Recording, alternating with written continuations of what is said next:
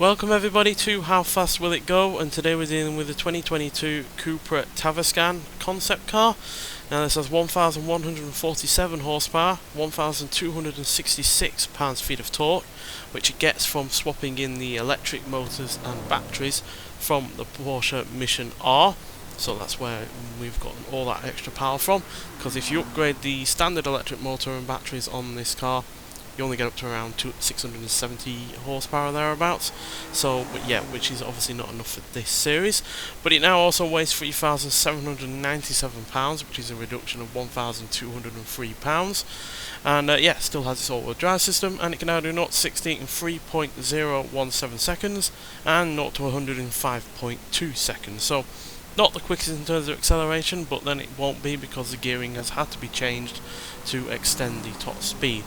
Because typically electric cars have quite low top speeds to make make the most of their immediate power and make them as quick as they are in terms of acceleration. So sacrifice some acceleration for top speed, but still I don't think this is going to be particularly quick, because it has way less power than some other electric cars that we've had out on this series, even though it is obviously upgraded heavily and had its power upgraded heavily, unlike those other cars, because the Lotus Evija and the Rimac Nevera, they had to have their standard power output. So yeah, but nonetheless, let's get out there and see what this car can do. So yeah, definitely sounds louder than it did originally. That typical Porsche Mission R whine. But as you can see, it's certainly making a difference in terms of its speed. Well, we're not crashing into things. But yeah, definitely going a lot quicker than we could originally, as it only had a top speed of around 111. Let's do 20, 30, 40. Still climbing though. Come on. Let's hit 250. There we go. So yeah, it's not the quickest accelerating once we're getting up to these kinds of speeds. We're well past where the electric motors and batteries have their most amount of power and torque.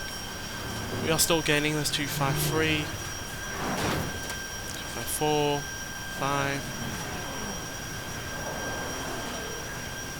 Got any more? Fair few revs left.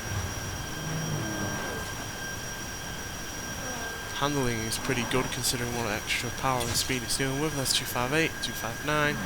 Now we are gaining this speed because of the downhill section, so it's all about whether or not we can maintain it after the fact. That's 264.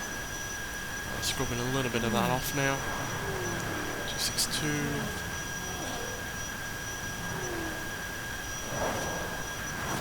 Yeah, I'm saying 262, which is pretty decent, quite frankly, considering this is going to be a far more mass-produced electric car than the likes of the Rimacs or your Lotus Evijas. So yeah, fairly impressed with that, although granted it is still not far off the bottom of the leaderboard.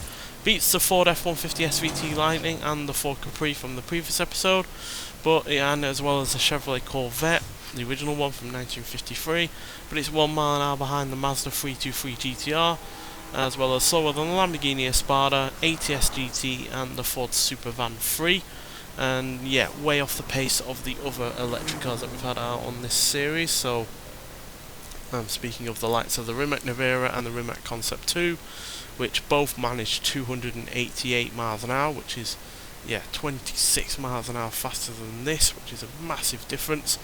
Lotus Evija also managed 284.